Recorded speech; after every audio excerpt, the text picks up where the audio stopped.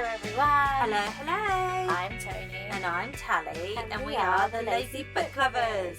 This is a podcast for book lovers who procrastinate about reading and have never ending to be read piles. I don't know why I said it like that. To be read. This is part 2 of our reading update. We planned it on purpose this time. Yeah, go back and listen to last week's if you didn't already. There's some fun books that we talked about. Yeah, some real different. We really keep the tone kind of up and downy. Well, mine are fairly consistent. Like I'm reading the same shit. But yeah, go listen to that and then come back. Pause us right now. Pause. Go listen. Come back. So, I'm starting today, and we're going to start off in an interesting tone. Okay. Okay. So I read a book called. It's a novella. Yes. Pull Me from the Deep by Christina M. Canales. I can't pronounce names. Yeah. And this is a monster erotica book. Yay! It's been ages since we last had one of them. I did it for a tour. I requested a place on the tour because I saw the cover and the cover looked cool. Oh my god, so it's like a naked lady with tentacles on her. Yeah. And it's all purpley and stuff. Yeah. So this follows Talia, who has a breakup from her girlfriend, who she assumes was endgame. So she's very heartbroken. So she moves back to her home island. She grew up on a small island and she moved out to the city. So she moves back to the island and moves in with her old school friends just for a break. Yeah. She leaves her job. She's just like, I'm done. I need to get away. So she goes back to this island, and her friend start doing lots of scuba diving or free diving, I think it's called, in the cove. And then when her friend has work, she's not supposed to go diving because it's not safe. Right. Because who's watching your back when you're diving? And she's like, I'm going to go diving anyway. Off I go. So she goes to the cave. She dives in. She gets distracted by this creature that she finds under the sea. And then she ends up swimming too far and too deep from the shore. And she's like, this is it, I'm going to die. But the creature has little tentacles and it lifts her up and it puts her on the shore. Okay. And then disappears. And she's like, oh, cool, thanks. But she can't stop. She can't stop thinking about the creature because the reason she found it was she saw this colour, and then it was almost like it was in her thoughts, and she could hear music, and it drew her to the creature. So she keeps thinking about it, and she goes back trying to find it, and she keeps diving, etc. And then one day she finds the creature again, and they kind of have a connection, in their head. Okay. And the creature has a big belly, and it puts her in the belly, and she can breathe in there. Okay. And everything's all colourful and sensual and yeah, and it's a short book, so yeah, that's it. And it's just really, really, really, really beautifully written. I never thought I would say that about monster erotica, but seriously. So this monster doesn't have any human features. It's a proper blobby fish creature. Yeah. Okay. Interesting. Yeah. And so it puts her in its belly, and she can breathe in the belly, and everything's all soft. And then she, I don't know, they just kind of learn how to pleasure each other when she's in the belly, and it can shock her, and I don't. Yeah. Okay. Interesting. It's they kind of fall in love with each other, and it's just really, really well written. Okay. Yeah, it's really fun. The joy on your face is convincing it's just me. So fun. I could visualise it all. All the colours, and it's just very well written. It was so fun. Pick it up, 10 out of 10. That spoon thing I sent you a picture of with the tentacle on it that said spoon me. If that thing was not 17 quid, I 100% would have bought it for you. Yeah. That's so and they mad. had mugs and bottles, and they were all 20 quid, and I was like, for fuck's sake. Oh, I was like, I just need a coaster with this on. You'd it'd be such a perfect present for you. So if I had to describe it as a creature, I would say the closest would be a jellyfish. Okay. With the ghibli Okay. bit that she goes inside and the little tentacles and yeah. Well, that really sets the tone. It was fun. Yeah, it's sapphic as well. Yeah. Okay. So the monsters are... Well, the monster doesn't Coded have female? human Okay. genitals, but it does enjoy being rubbed between some folds. I need to talk about the folds thing. Yeah. I take issue with that in Because romance it's a books. gross description of a labia. Yeah. Folds.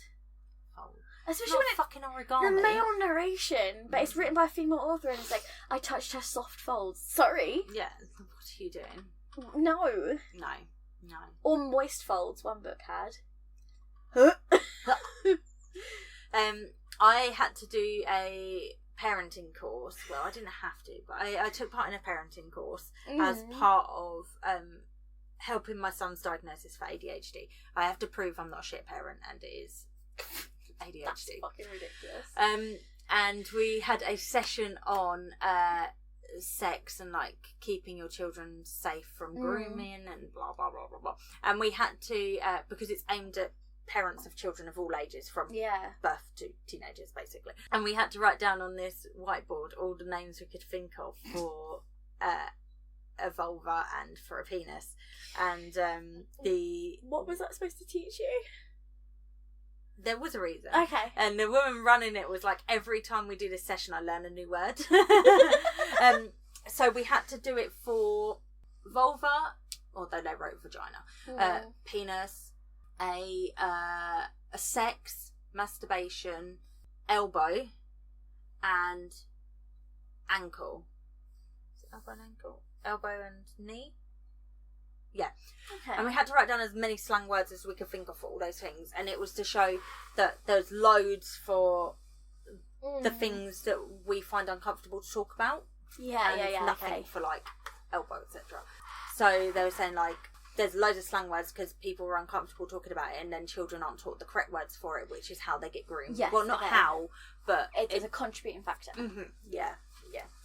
Because I didn't know where they were going with it, and I was like, well, at the beginning of the session I was like, well, my son knows it as a vulva and a penis because I don't want him to get groomed. And they're like, that's basically the essence of this session. So I was like, oh cool, thanks. Well, yeah, so like, that's the ending conclusion of this session, so thanks for ruining it. You've always been very careful with that from the beginning. That's been one of your intentional parenting choices. Yes. Is making sure protections are put in place from the get-go. Yeah, as a parent, I believe it's my job to do everything I can to keep him safe. And that's not just in the basic ways that people think. You need to, I personally think, as a parent, you need to think about other ways that they can be unsafe, especially how other people can make your child unsafe. You've seen this thing that's going around on TikTok about no sleepovers? Yeah, I'm uncomfortable with sleepovers. It's been a controversial thing of certain parents being like, my kids don't have sleepovers at other parents' house. Kids can come here. Yeah, that's how I feel. Like, my children, when they're older, can have people at their house. I mean, my son has had 2 other parents who are not immediate family look after him for short periods of time when he's gone for a play date. Yeah. And I've been uncomfortable the whole time. I trust the parent, or I wouldn't have had my son do it. But I still am aware that is an adult that I have given explicit control of my child. Yeah. But I also trust that I would never put him in a situation I think he would be unsafe. But I also trust that I've taught him enough that he could tell me if anything unsafe happened. But that doesn't mean I want anything unsafe to happen. You've discussed with him safe adults as well. Like, who can he tell? Yeah, he's got 5 safe adults. Yeah, he's got private body parts, and I've already started all that with my daughter as well. Yeah, like whenever he's had birthday parties, even when the parents have said you can drop them off and go, I've stayed, or I've made my partner stay, because there's other children, and unfortunately other children can be taught stuff that is dangerous. And this is why I didn't want him to go to school, because other children are taught things or can learn things. And as much as they should always be supervised, that's not necessarily always the case. Interesting. That was quite a tangent we just went on. From erotica, Yeah. But yeah, if anyone wants to know my opinion on parenting stuff as a professional parent, but not qualified in any way. There was a really good book that was, someone did they read out on TikTok, but it was like explaining what would be, without telling a child of things of a sexual nature, explain to them how to know when something bad's happening to you, without having to then explain sex to them at like 4 and 5. Yeah, and it was so really hard, I think. It was really well done, because it was like explaining how your body would feel. So they were like, if you feel this feeling in your tummy, and it's like your tummy's full of rocks, or like, that's clever. So it was like, if you feel this feeling in your tummy of like, so explaining shame without using the word shame. So if the way and this person is touching you makes you feel this in your tummy, or this in your head, or this in your fingers, this could be a sign this isn't okay. That's really clever. And it was like, and it also explained how go tell an adult that you're having these feelings about this touch that you're experiencing, and if that adult doesn't do anything, what do you do then? And it was really, I wish I'd like saved it, because it was really like, it was explaining it without ever having to explain that it was sexual. Yeah. But it starts with like private areas and bathing suit areas, and like who can touch them, who can't. Yeah, so my son has always, now my daughter, we've always done, he has the right to say yes or no. So goodbyes, there's never been a forced hug, kiss, anything like that, much to my mum's anger. Like my daughter, she can't talk, but I still do it with her. When I change her nappy, it has to be changed, but I always say, can I change your nappy? Yeah. She's not going to answer, it has to be changed, but she's learning from a young age that she has the right to choose what happens to her body. And my son has as we've said, the 5 adults, and one of them is not a family member. Yeah. So there's always that trusted adult that's not a family member. He has the 4 body areas that are private, and they'll be the same areas that I teach to my daughter. So it's the bum, the penis, obviously my daughter, it won't be penis, nipples and mouth. So all of them are private areas that no one has a right to touch, and without his consent, and he should never be asked to touch any of them on another person. So they're like the things we do at his age. Yeah. So, and like I saw this one TikTok, this is such a tangent, that was to do with like, there's no secrets, there's surprises, but no one can ask my child to keep a secret. We've done that, yeah. And another rule we have is, because we live in a small village, everyone's all hello, la la la. So we don't talk to strangers as well, because that's also strangers false. aren't the concern, to be honest. So we have only talk to people you know, or mummy and daddy know. You do not go with anyone else apart from mummy and daddy, even if it's someone we know. Them, I'm like, even if you see like nanny and pops, if I haven't explicitly told you you will be meeting up with them, you don't go with them. Yeah. So oh no, it's really quite scary, tangent, but interesting. There we go. So anyway, jellyfish erotica. So yeah, tell me one of yours. So is it a Twisted by any chance? It is Twisted Lies, the 4th book in the Twisted series by Anna Huang. I don't think I said that last episode. I think I mentioned it at some point. Yeah. This one's 578 pages. Ma'am, if you go by she her, get an editor. So this one follows the 4th friend, whose name I didn't remember. Let me just look. How many are there Stella. in the series? It's not Rachel, it's Stella. Wait, 4. was this Rachel from last time? Yeah, it's not Rachel, it's Stella. 4? I thought Where did there was I like get 6 Rachel from? books. No, well, no, it's 4. Oh, okay. This follows the 4th friend, Stella. Stella! She is an influencer. this is something she's built herself. She's got a fashion blog. Her passion is about fashion. That's passion for fashion. That is not what she did with her degree with her friends at uni, but at that point she'd already built herself quite a following. Hey girl, get that dough. Yeah. So like her career, she's moved into the fashion sphere, and these all stories kind of follow on from each other. So like Bridget and Reese happens just after Ava, and then Jules and Josh kind of overlaps, but then happens after, and the same for. Sorry Sorry if you picked that up. In my room, it's really hot in the UK. Well, hot for the UK, but our houses aren't built for it. So I'm just going to tandem quickly. I had a shower before bed. And then when I woke up this morning, I was like, I need to have a shower before I left the house. And my partner was like, you like had a shower before bed? Because I'm more of a fresh bedding, have a shower before bed than a morning one. Because I like to have a shower when the kids are asleep so that I can And I was like, but I'm sweating. Like this morning I was sweating. And then I was like, actually, there's no point because I'm going to come to Tony's and just sweat my ass off. We have to shut everything up. I was supposed to. I'll just shower when I get home. But yeah, my room isn't particularly cool at the best of times. And it's west right now, which is why we've got the window open, which is very unprofessional for a podcast. But we're also cooking. Not in a professional environment. No, we're sat in my bedroom. Like, we literally have wind chimes. Hey, don't knock my hippie wind chimes. No, I mean the noise.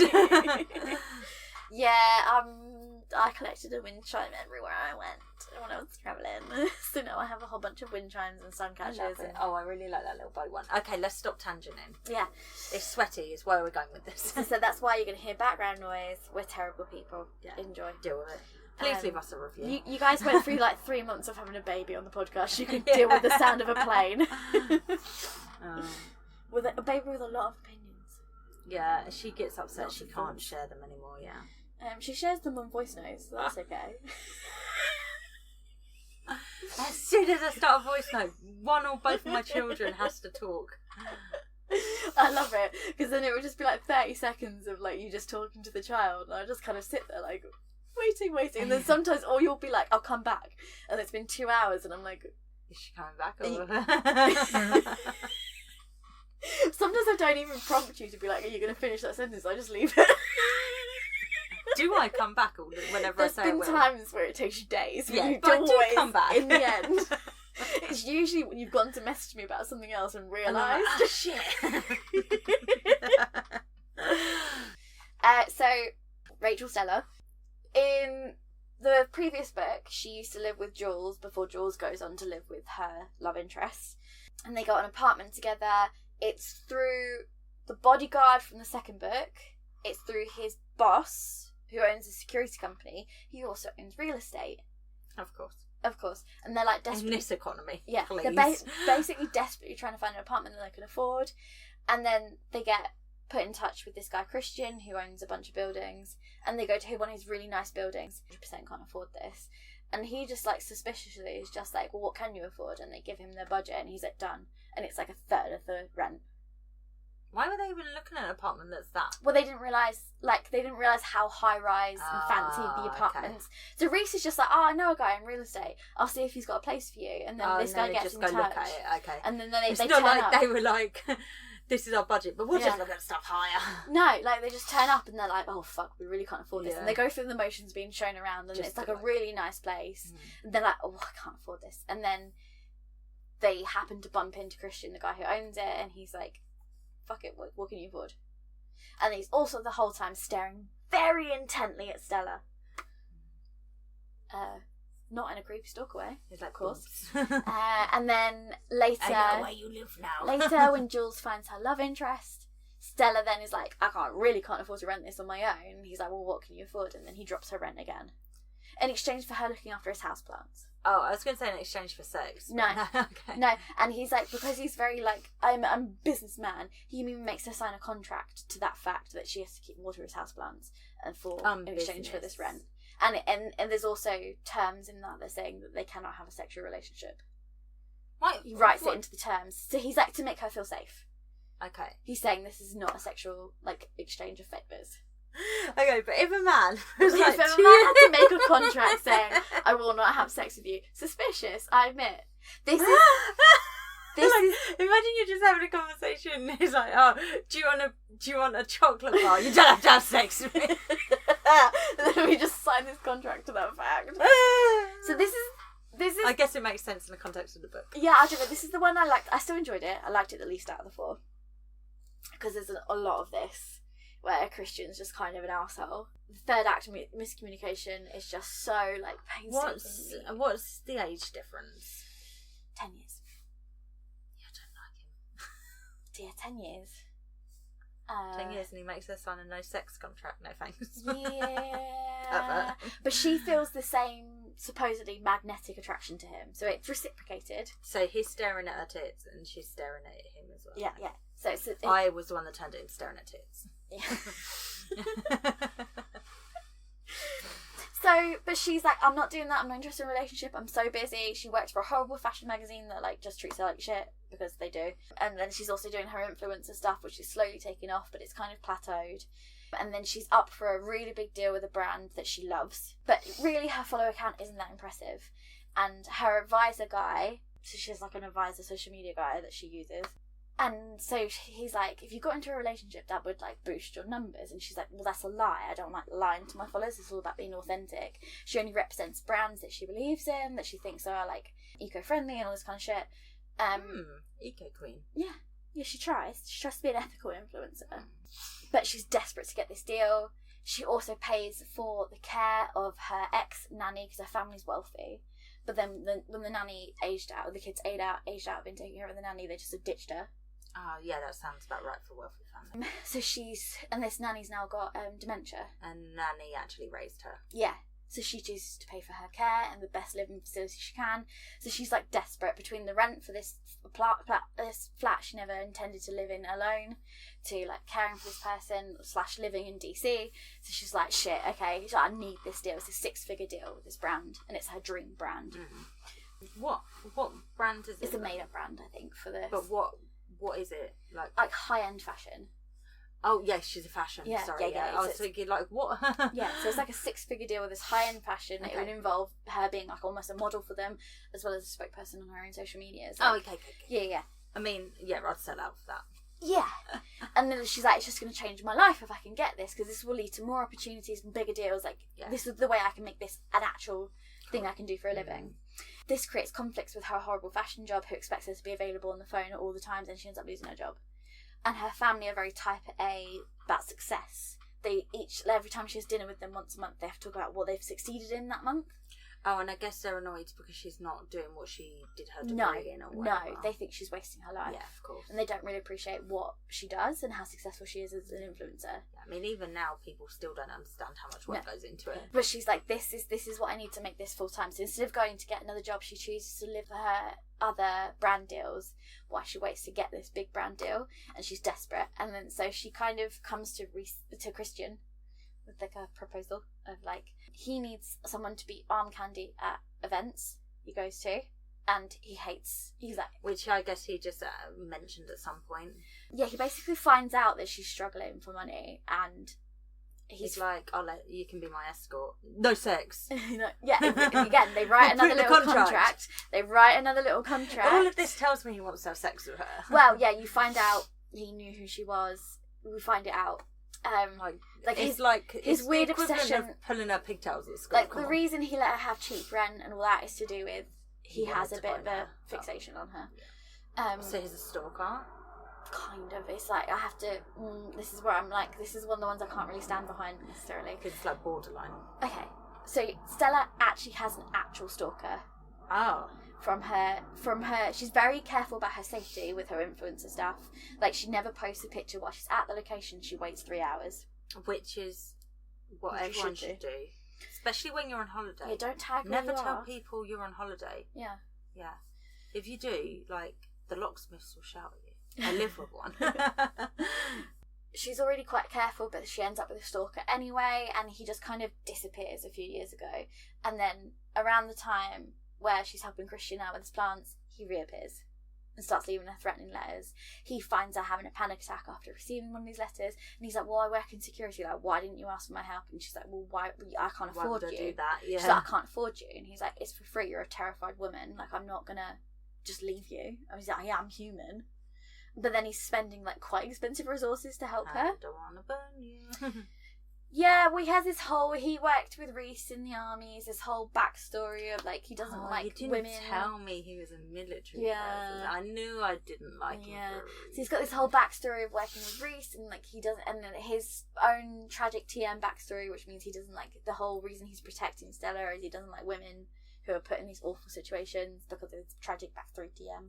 Should just be it, regardless of a tragic backstory TM. Yeah. Men do better.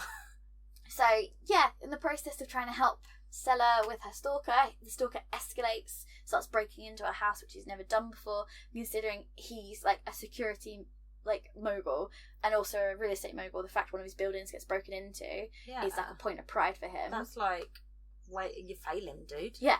So then he moves her into his penthouse so he can make her completely safe.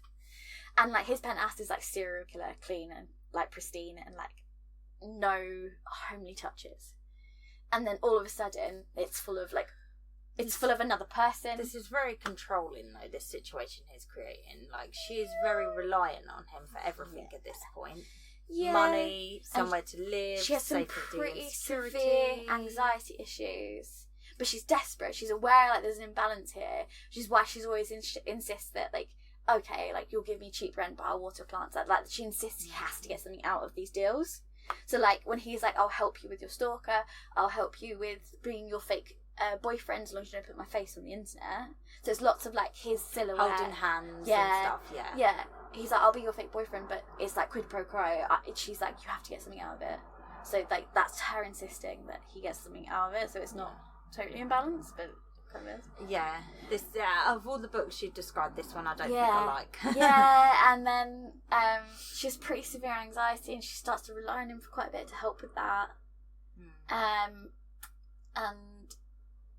then she finds out that the Christian, met her years ago, found her social media and has been sort of semi-obsessed with her for a few years, and then was like, this is weird, put it to bed. And then he meets her. So he met her once, bumped into her, happened to hear her name, looked up her socials, followed her socials, but never met her for real. And then he happens to coincidentally meet her through Reese and all that years later. And he's like, oh, I've got some, like, creepy files I put together on you. Because, like, he gets a bit obsessed with her back in the day.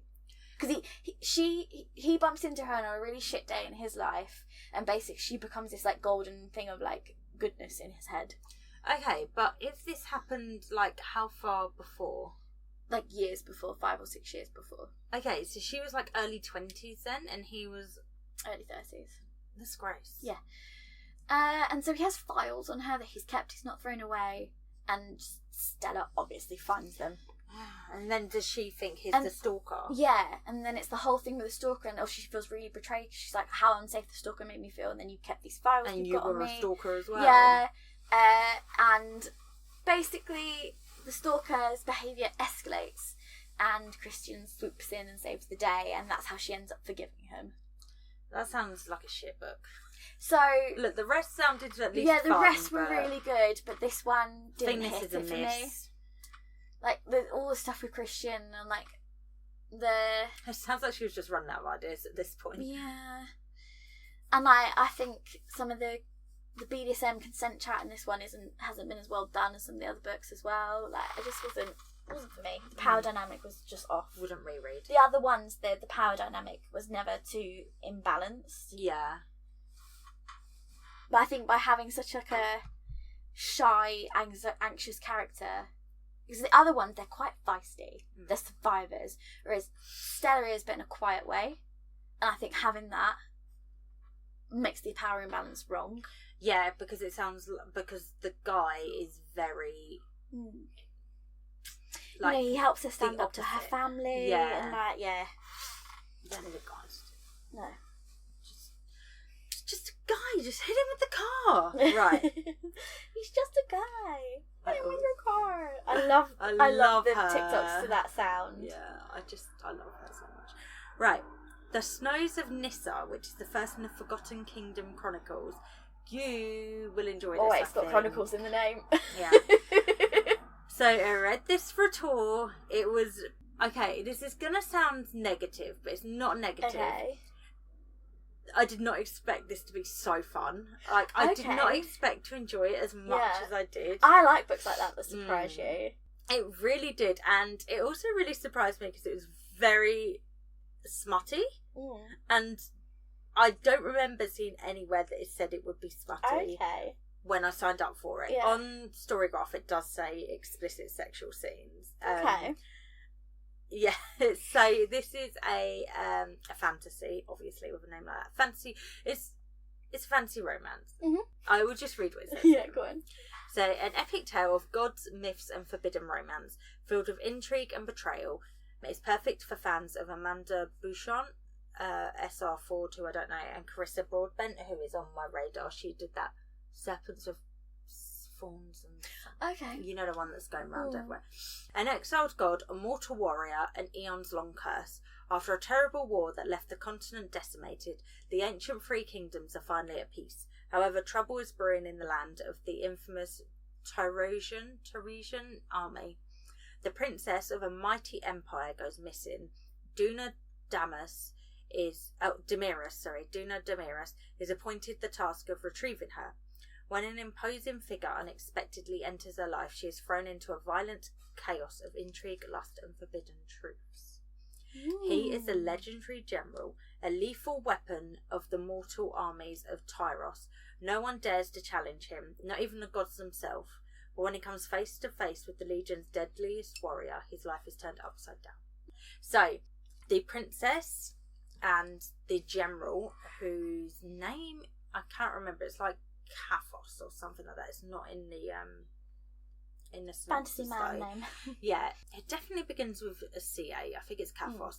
He and the princess are fated mates, so they are betrothed to marry. Like a bit of fated mates. Yeah, and it's all literally like, so it's dual POV, and his first chapter. So it's Duna's chapter first, then his chapter, and in his chapter there's like straight away like a graphic scene of her giving him head, not Duna the princess.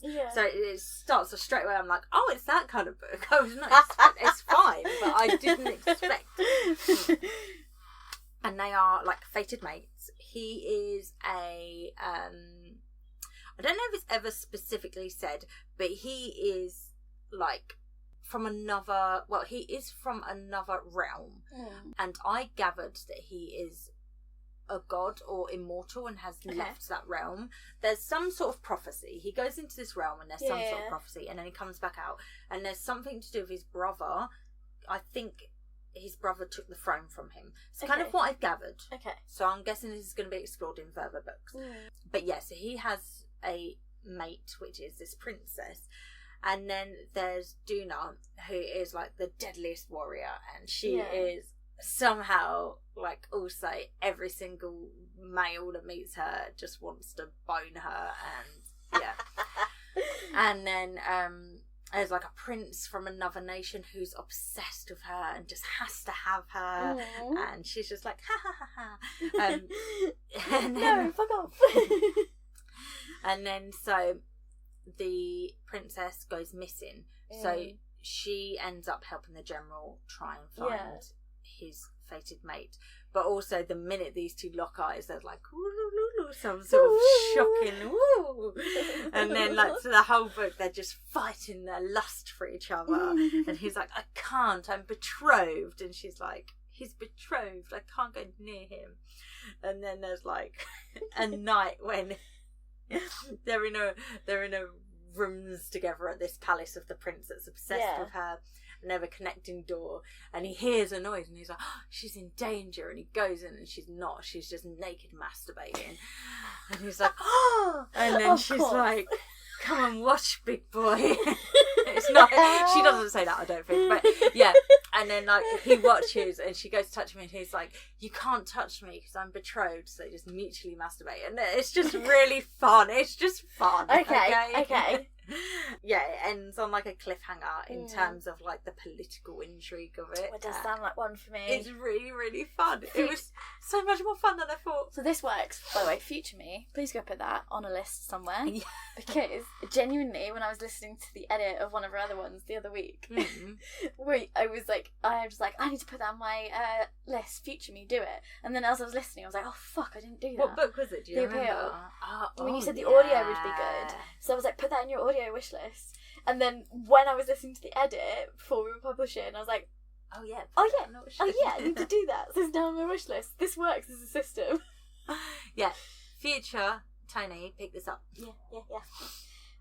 Because I don't remember anything we talk about in these episodes. It's always a nice surprise. It might even be on Unlimited, maybe. I don't know. Maybe. Ooh. Okay, so I read This Is How You Lose the Time War by Max Gladstone. Read it? Oh and no. Amal El Mata. I'm scared because I love this, and if you didn't appreciate it, I'll be sad. So, I appreciate if you don't. For one, I can understand why you love it so much. Vibes. Because it's very plotless and kind of spacey, timey-wimey, Non-linear. non-linear, fucking idea what's going on half the time. So it's basically there's two agencies that can time travel, and they are going back in time to fiddle with timelines to ensure that their particular agency succeeds, is how I understood it. Yeah, so they're like, it's like a centuries-long war, and they can just pop up at any time, and so they're always rigging what they call threads of time, to help. And in the future as well, and on like other planets and just everything. Just to help their agency do better. And they are of opposing sides. But they're the best at what both of them do. And in the end, one of them leaves a letter basically taunting them because there's no one else like them. Yeah, so they are like the top dogs. Yeah. And he's like, what? And then this person kind of gets basically lonely and leaves a letter saying, like, I am so much better than you. There's no one else like us. Like, and then it goes from being like letters where they're challenging each other of like, ruined your plan, to like almost letters saying how much they admire the other person's work, and then those letters of admiration slowly over time change to love declarations, basically. And the letters, they're not just like letters left, they're like really cleverly hidden in things. So like one of them is like a bee stings her and she gets the letter into her brain, and they have different types. So one comes from garden and one comes from, one's nature, one's technology. So like they're red and blue. Like their nicknames. And so it's all to do with like how the letters are given is to do with their particular people, and they start asking each other's questions about like this nation they've been at war with. They don't know anything about each other's like culture, and you start to kind of realise that their own past and futures are more intertwined than they even knew. And I thought the ending was really clever. I liked it. It's kind of quite epic in its but you style. Don't understand what's happening for quite a while. Like some might say you don't even understand at the end. I've seen people read the whole thing and be like, what did I just read? So it needs a little bit of thinking, and it's very deliberately plotless, informationless. Like at no point do they just explain things. It's given to you in pieces through these letters and through little bits of narration. It was written for me. That's when I've written. This is a Natalie book through and fucking through. But it's 200 pages. Give it a read. Or it's like a 4-hour audio if you want to do the audio. The audio is good. I bet the audio is nice actually. Yeah. So. I'm pleased you read it. I'm glad you didn't hate it. Yeah. But the whole time I was like, this is such a Natalie book. Yeah, it's just Natalie through and through. Right, what have you got? Why is she outside? Naked. Sorry, this is more pictures of the children being sent. I guess my son's on the trampoline and she wanted to be out there, so. Okay, next one.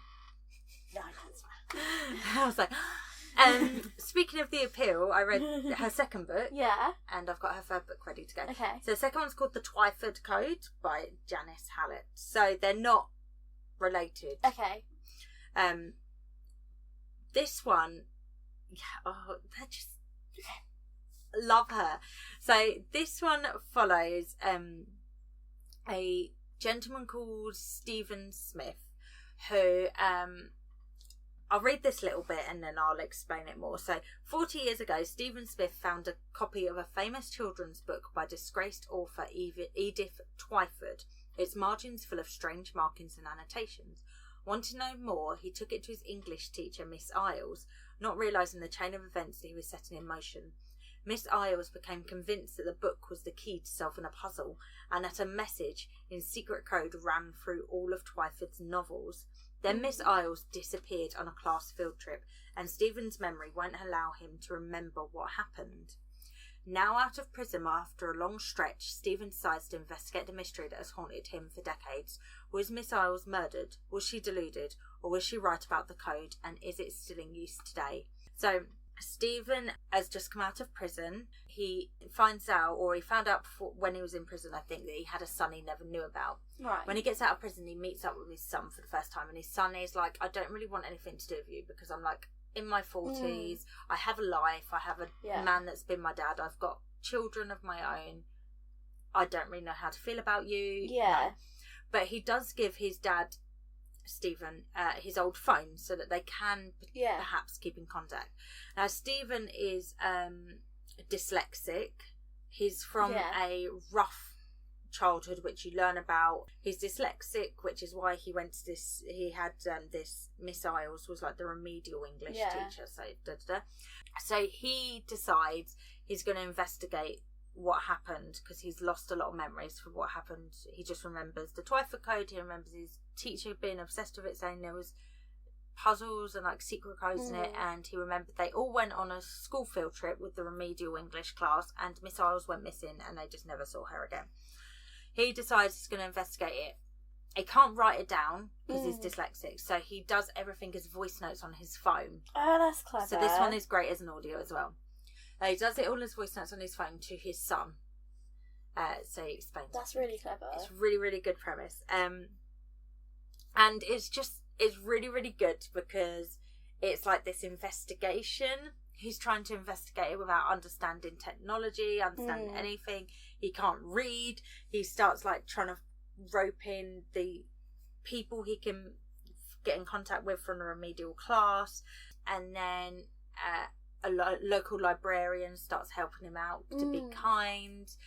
He is also leaving voice messages for his probation officer, and then he learns how to record phone calls. So any phone calls he makes, he records them, and it's just him investigating this code and whether it's real and what it's all connected to.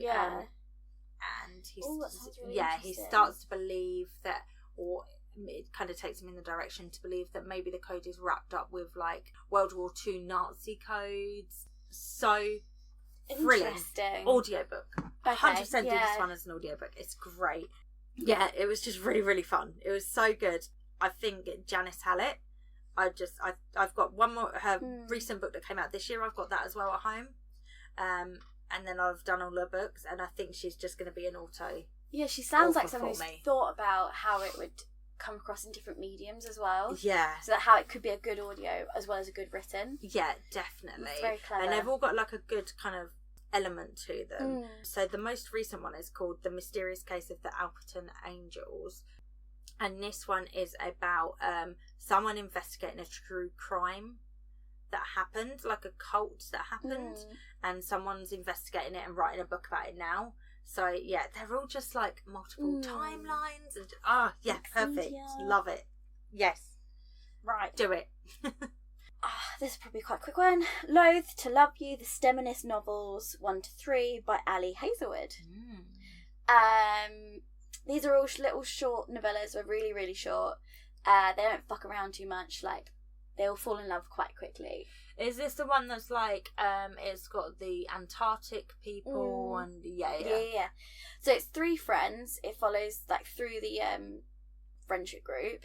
First story is she's an environmental engineer. She gets left a house by her mentor, her university mentor, who she was quite close to, but her nephew also half owns the house. And she's like, well, fuck you, I'm moving in. He's like, no, let me buy you out. And she's like, no, this is like all I've got left of the one person in my life who gives a shit about me. No. And then they end up reluctantly living together, and then they end up reluctantly getting on, and then reluctantly falling in love. Blah blah blah. They are very formulaic. It is. She just like picks a trope and does it well. Yeah, so it's like and false proximity. Proper fancy romance. Look, not fancy romance. It's proper romance. There's a third act miscommunication. You can see it coming a mile off. They're mildly frustrating sometimes because you can like be just like, oh, we just had a conversation. This would not fucking happen. And all of the girls are itty bitty, and all of the guys are big. Oh, all the men are very much 6 foot something. There's one of the women is actually tall in one of these. What? But then the dude is so tall that she feels dainty. Ah, okay. So the second one is... they're all like 2 foot something, right? Yeah, they're all teeny tiny, they're all 5 foot, like whatever, and all the men are 6'5", which as a 5'2" girl actually is quite complicated when you date someone that tall. Like, you can't even, like, you never just spontaneously kiss them, because then you've got, like, jump. Or they have to bend over first. I'm trying to think, because I've only really dated You're not as short as me as well. People. And, well, not tall. I've most of my boyfriends have been a minimum of 6 foot. Yeah. Yeah, it's never, I don't know, because people always talk about how they want, like, a 6 foot boyfriend, and I've always been like, why? And then I'm like, all of mine have happened to be that. So maybe I want that, and I just don't realise I don't know. It's not actually a thing. It's fine. I am dating someone who's under 6 foot, and I'm like, actually, this is a lot easier. I don't see how it matters. No, but I always thought. Can I say that when most of my boyfriends have been there? No, I always thought it mattered to me until I met someone who wasn't, and I was like, actually, I couldn't give a shit about this. Turns out. Yeah, I mean, yeah, I've actually now that I think about it, I have had a couple of boyfriends that have been my height, so it's about the person, really. Yeah. And when the taller the guy is, the more he complains about his knees. So just throwing that out there. And they eat a lot. Yeah. And it's really hard to keep up with them when they walk around. Yeah. And you have to like run like a little loser. My friend she's 5'1" and her husband is like 6'3". And the speed she fucking walks at, then we'll go out shopping together, and she's just running basically, marching. Yeah. And I'm like, he's not here. You can slow down. Like, we're just having a stroll around Cambridge. Can we please slow down? And she won't care that I've told that story because it's well known. She walks so fast. It's because she's used to walking with someone who's 6'3" and does not wait for her. They go hiking together. How? I guess when you're climbing up. It doesn't matter. So yeah, the other story is they both work in the same building. They have like a great one night stand. There's a miscommunication. Gasp! And then so the story starts with them, the present of them being stuck in the elevator together, where he's like confronting her. He's completely misunderstood what she's been pissed off about because she at no point told him, like an adult, what she thinks he's done wrong. And so it's like flashing between their past and present, and when they finally realise what the misunderstanding has been. Look, I just about accept it when they're teenagers, but when they're adults, I'm like, no, you don't deserve to be in a relationship at this point. And he's described like some kind of Nordic god. Of course. Yeah. But he's not black hair for once, which is rare for Ali Hazelwood. Yeah, so all of her females are always in some sort of STEM role. And our final one is she's a NASA aerospace engineer. That's the picture I've seen where they're like on the snow and he's holding her. Yeah. Wait, he's holding her on that one as well. Wait, are they all Love on the Brain? Are they all the guy holding the girl? Yeah. They all get rescued at some point from something. I'm not saying it's a bad thing. It works for Ali Hazelwood. So this one is back when they did she was doing her PhD. Her and this guy had beef. And then turned into sex. No, it was just beef. It was just beef back in the day. And then, to her dismay, she gets a job at NASA, which is her dream job. And she walks in, and he's fucking there. Of course. And he acts like they never had any beef, and she's like, "What the fuck is happening?" And like, he's a very different person to who he was. He's just trying to be professional. we kind of find out. So he's a very different person to who he was during his PhD. He's much better at communication. He's much kinder. Has he gone to He's therapy? had some little therapy. And he openly admits to her at one point, because she always makes jokes about how much he hates her, and he's just like, no, I never hated you. Like, what? It's just fun to he wind just you like, up. you couldn't get it, why she's like so convinced he hates her. And there's lots of things he did during the PhD which would do with his poor communication skills / he fancied her, that when viewed through her lens of like everyone, it was a common running joke that he hated her. And he had no idea that this had spread so far. He thought it was a misconception she had. Then they go to something with a bunch of alumni and they're all making jokes about it. And he's like, did everyone think I hated you? And she was like, it was a running joke. Is he like autistic coded or something? Like, basically he has quite toxic parents. He comes from a military family, but he didn't go in a military career. And he, during his PhD, realises like he needs to work in himself a little bit, goes away, gets some therapy, and then the people who know him at NASA don't know him as this person she met during PhD. And he openly just admits to that. He's like, I had some really poor communication skills and I had to learn, and I've now learned. And he's like, you keep tiring me with this brush and not like seeing me as I am now. Yeah. He's like, and he apologises for his past toxic behaviour quite openly. As soon as she brings it up, he's like, no, I was a dick. You've every right to be mad at me. Yeah. He's like, I've worked on myself. He's like, can we start fresh? Sorry as a wanker. Yeah. She like has a lot of trouble letting go. She has a lot of like, she is not well respected as a female scientist in this environment, and he just won't tolerate it a lot. So she's like, I don't need you to rescue me, but also like I need a man's authority in this space to be recognised. So like, fine. And they seem to be getting on quite well, but then he blocks a project of hers, and she takes it completely the wrong way and is like, fuck you, and does it anyway, which is how she ends up needing to be rescued in the ice.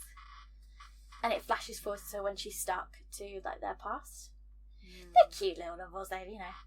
They are what they are. There's all of them have third act miscommunication. Very frustrating. Like, you just had a little chat. But you know going into it, so... Yeah, they are exactly what they're supposed to be. And they're fun. Yeah. And some good spicy scenes in them. There is some contraception chat, but the theme throughout all of these, the contraception chat, has been, don't worry, I'm on the pill. I mean, there's more reasons. And, well, there is some chat about, like, are you clean from STDs? There's some chat about that.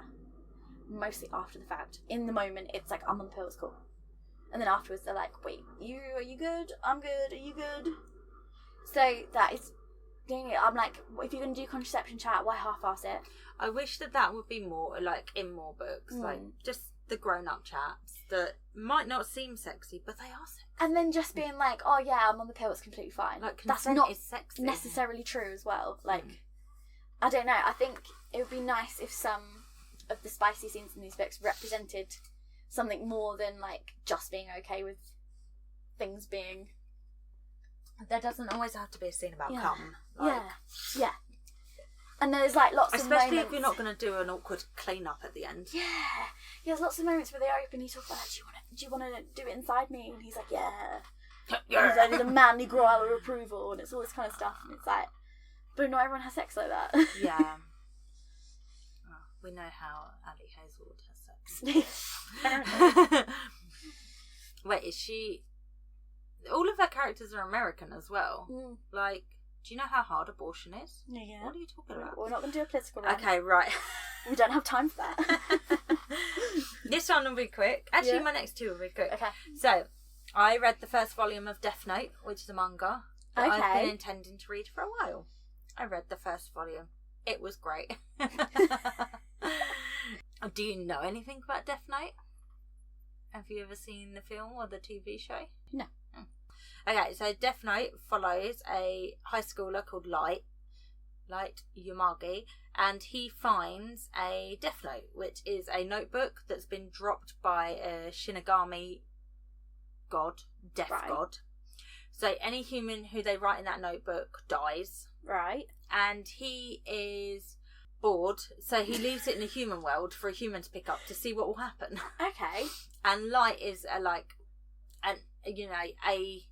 A type. He's like does all of his extra college classes. He is like genius, not genius, but genius. And he works out very quickly what it is, and he starts writing down criminals in the death note for them to die. Which seems like a legitimate thing to do. I mean, my initial thought was I'd write Boris Johnson in there, so I'd also write criminals in it. I said to my partner, who would you write in it? And he said Boris Johnson. I was like, that's my first one as well.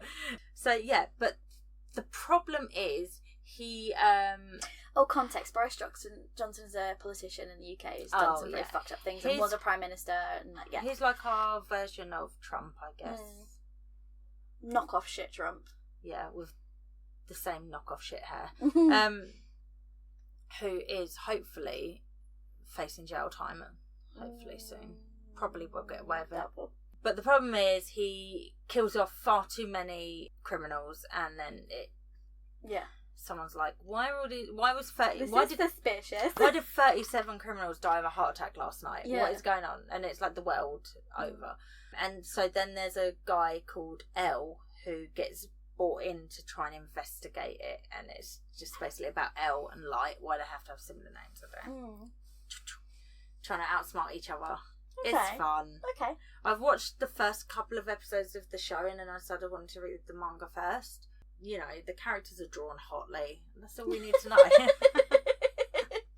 So they have lots of good jawlines. Yeah, and like dark brooding hair. Yeah. And the nose. Yeah. Approved. It was fun. I can't wait to pick up the second volume. So my fourth one of this update is Love on the Brain, Ali Hazelwood. So all of your books pretty much were Anna Huang or Ali Hazelwood. Yeah. I love it. You were also in your romance era. Yeah. You know what? That's all I took on holiday with me was like summer should just be romance. Yeah. Have you read Beach Read yet? No, I just bought it in the airport. No, I bought it in the airport. Okay. Because I did. You didn't look at the picture because you've been busy, selfish. I sent you a picture of all the books I took on holiday, and I was like, "This is my holiday selection." And then you didn't even reply. respond. I remember looking at that picture. Did I not respond? No, you didn't. How dare I? How dare you be busy with your family and your illness and your many jobs? Oh my god, what a good selection. Did you take all that? Yeah. Oh, I remember looking at this because I was like Cemetery Boys, Vampire Queen. Yeah, I was like, maybe good choice. I was a bit too confident about how much I could read. I still read like 4 books on my holiday. 4 or 5 books? 4.5? I don't know. But I did not get through everything I bought with me. And then I bought 2 Emily Henrys in the airport. And my boyfriend was like, "You don't need more." And I was like, "I always need more." You're like, "Don't believe me, just watch." Right. This is why I got them. I thought maybe I got them mixed up because she also works at NASA, but it's fine. It's different. It's same but different. I didn't get it mixed up. They're just both at NASA. Yeah. This one, I actually really liked this one. Which one's this? Love on the Brain? Love on the Brain is my favourite of the Ali Hazewoods I've read. Sorry, because I've read Love Hypothesis, which is the big one. The only one you're missing now is Love Hypothetically, or whatever it's called. So this is my favourite so far. Like, so she is... Oh, I definitely mixed up the storylines. Because this is the one where he knew her in grad school. Oh. That's fine. What the fuck happens in the other one? I'm not sure it's important. They hate each other in the other one for reasons. They all are little diddy girl, big burly man, third act miscommunication. Yeah. So this is the one where he knew her in grad school and they have beef from grad school and he like has this is that one. Evolved. Okay, yeah. Sorry guys. She is a neuroscientist. He is an engineer. She goes to NASA to help this project to make a helmet that's basically designed to optimise astronauts' ability to pay attention to stimuli so that they can respond better in like space and shit. It's like pioneering. This is the first time they're bringing on a neuroscientist. It's like a big fucking deal. And for her career kind of stalled because she's betrayed by some people in the past. Basically, her ex-fiance and her best friend hook up, and it's the reason she doesn't take a fellowship in a promising space. She goes to a shit space, and her career kind of stalled out until she gets this job at NASA, and she's really excited. And then she turns up, and Levi seems to be like blocking her at every fucking turn. And she's like, it's because of our beef from grad school. And then he like just doesn't tell her the reason that she's being blocked at every turn is upper politics. He does not tell her, and it's like, that's silly. You should just tell her. So he's aware that she thinks it's his fault, and he never bothers to. Yeah.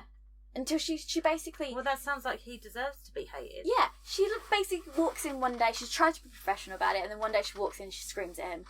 And then she's like, I'm going to go to your boss. And he's like, don't do that. And she's like, I'm gonna. But then she gets distracted on the way, taking care of someone. And then by the time she gets to the office of the boss, she finds Levi already in there. And he's saying, like, this can't go on. And she's like, fuck's sake, this is grad school all over again. Like, rah. And then she overhears that it's actually the boss who's doing this to her, not Levi. But Levi at no point told her. Because she's technically from another agency contracting to NASA. And the politics is that NASA wants full credit and the full patent, and her company is saying, no, we want half and half. So, that's not fair. Yeah. And so Levi is just like, no, but not told her this. Even though that's very simple to explain. Yeah. And in the end, they managed to save the project by basically saying there's a competitor that's further along than us. So if we don't get a wiggle on, we're not going to have this patent regardless. Yeah, it doesn't matter, yeah. So that's how they save the day with the project. And that happens quite early, so I don't feel like that's a spoiler. And then, so yeah, this is the whole thing of them there we go. This is them overcoming the things from grad school and stuff. And then he carries her. She faints a lot. As, of course. It's probably because she's not eating enough because she's so small. Yeah. She faints all the time, and it's like nothing wrong with her. She just faints a lot. And it's never... No. She's been to the doctor about it, and the doctor's just like, you just faint a lot. Is that a thing? Well, maybe. Basically, when something frightens her, or like something she doesn't less gory, or like spiders, basically her blood pressure drops so low that she passes out for a second. And it just happens to her so often, she's very like, that happened. What a random thing to add in. Yeah, well, it means he catches her a lot. He gets to, yeah. Yeah. I was like, oh no, there's a spider, I'll get ready to catch you. Yeah, basically, She's like it's like a Bridgerton era kind of thing, like, oh, I'm going to faint. But she, like, there's a whole secondary story. She has a Twitter called What Would Marie Curie Do, which she started originally to be like sort of talking about what it's like to be a woman in STEM, and then the account took off, but it's all anonymous. And she has another friend, she's a friend on Twitter who she's never met, never spoken to, who is a man who also has a STEMinist account and backs her up a lot online with Twitter trolls, which is why she's kept it anonymous, because the trolls are quite vicious, and she's like, if they found out who I am, it would be even worse. Yeah. As part of that Twitter, there's lots of like really cool facts about Marie Curie that I didn't know that are sprinkled throughout the book. She's a huge like Marie Curie fan, hence how she started the Twitter. In the book, she tweets about something that ends up going viral, and it becomes a whole thing. Like, people are boycotting a certain exam they make you take to get into your grads, which is very, you have to pay to do this exam, it's very exclusionary of lower class people, blah blah blah. So it accidentally takes off as a movement, and then someone hacks her Twitter account, exposes her, and in that process is when she finds out who is the real identity of the man she's been messaging. Is it Levi? That would be a spoiler. Say Levi. And like the whole time, so her and this guy, this other account, have become... Who we don't know who he is. We don't know who he is. They've been messaging for years, and they message about work problems, and they are messaging about each other to each other. So you've got mail all over. So she doesn't even reference that in the book when she finds out what's been happening. She's like, what the fuck is this? So it is a bit third wall where she breaks the third wall to be like, this is just like you've got mail. So yeah, they've been complaining. She's been complaining about her collaborator who's shit. He's been talking to her about his person at work that he's in love with. And it turns out they're the same. So they're like, people. Doy. And then when her account gets hacked is when they both realise who the other one really is and the real story. Yeah, it's cute. That sounds cute. It has like a lot of the science bits are quite interesting in this one, and the whole Marie Curie little facts are quite interesting. I like the narration as well. Her narration's quite nice. Oh, that sounds fun. Yeah. I mean, from everyone I've ever seen review an Ali Hazelwood, everyone said it's good. It's just it is what you want. It is what it is. I think you don't get too deep about it. Yeah. Like. Okay, so last one I'm going to speak about. Was that your last one? Yeah. Oh, lovely. Yeah. Yes. This is a Audible exclusive that I was asked to join the tour for, and it's called More Me With You by Alex Bertie. It's a contemporary romance. It's a short one. It's only like 3 hours long. Okay. It's a contemporary romance, a queer contemporary romance. So it follows Will, who moves to Bristol for like a new start. So he is trans, and he just wants to get away from like his hometown where he keeps getting like dead named and stuff by people who knew him when he was young. So he moves to Bristol to move in with his best friend Emma, and he works at a bookshop. He's a manager at a bookshop. He does classes for jiu-jitsu, and then there's another guy in jiu-jitsu called Gus, who is like his nemesis in jiu-jitsu, right? And so you always have like fights together. I don't know what it's called. They're like at a jiu-jitsu class.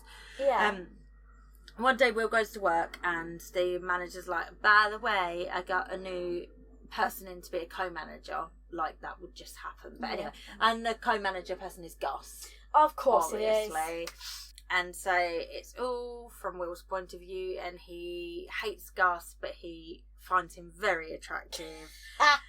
So it's all about him, like, well, to be honest, the story is about him being comfortable with himself. Yeah. And like, because he never dates and stuff because he's scared of coming out as trans. Yeah. So one thing that I realised as a cisgendered woman, yes, it never occurred to me before that if you are trans, I guess that there is a fear of, do you have to tell another person or not?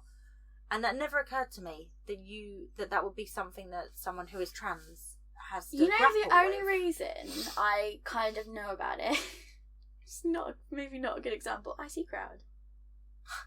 Where she's like, Douglas, before we go home together. I used to be a man. I used to be a don't man. care that you're from Iran. It takes all sorts to me, a world. He's like, I thought you said you were from Iran. No, I said I was from Iran. But that's the only reason I've ever thought about that. I was like, oh yeah, you might feel like you have to say. Yeah, like it didn't really, and I love that episode. But it didn't really occur to me, because like he's worrying about like when he's going to tell someone and he decides to join a dating app, and it's like, do I list myself as a trans man or just a man? And I was like, that is fucking crazy, because I never thought about that. Yeah. And then it made me think, as myself, if I was on a date with someone and they said I'm trans, like, I wouldn't care. But would I think, like, would I want, I don't know, I guess I'd be curious about at what stage of their transitioning they were. But yeah, I don't know, it was really weird. It made me think of things that I've never considered before. So yeah, him and like Gus start getting close. They realise they've got stuff in common, and then he's like, I need to tell him I'm trans, and he just builds it up in his own head. Yeah, and it's just really cute. It was just cute. So when he does tell him, is it like a big moment, or is it very kind of like... Yeah. Oh, I like that. They're like... They've already had a couple of dates, and then he's like, I've got to tell him. I've finally got to tell him. And then he tells him, and it's just not a big deal. And I love that. I like that. Yeah. And like and for a lot of the book is Will wondering if, oh shit, I've been calling him Gus. Gus is his dog. The guy's called Ben. That is worse than the Stella Rachel thing. It's Will and Ben. Gus is Will's dog. I love how you remember the dog's name. It's not that kind of book, guys. No, oh my gosh. So a lot of it is him trying to work out if Ben's gay as well. Yeah. And just like, I don't know, it's fun, it's cute. There's no like miscommunication really or anything. Yeah. It's just, it's just like a little slice of life, and it was very, very well narrated. Okay. And there's a dog called Gus. It's in the Plus catalogue, so if you have Audible subscription, a ongoing Audible subscription, go check it out. Another one, future me. Have a think. It's only 3 hours. Do it. Nice. Yeah, perfect. Thank you for listening to us. I think that's us wrapped up for today. That's finally. I've got yet a few on the go, but not finished, so you have to wait to hear about them. So thank you very much for joining us today. Please come and join us again next week for whatever that is. We don't know We yet. haven't planned that far. Please follow, like, subscribe wherever you listen to your podcast. Mm-hmm. Please leave us a rating. That will help us get pushed out to more people. And please leave a written review if you can. You don't have to write anything fancy. You can just tell us what you're reading, or tell us your favourite book or your favourite trope. We don't care. Or just tell us put how some amazing text. we are. Yeah, you can do that if you want. And please follow us on any of the socials, or reach out in our DMs or on our website and let us know any books you want us to read or anything you want us to cover in the future. Yeah. Thank you for joining us today. Bye. Love you guys. Bye.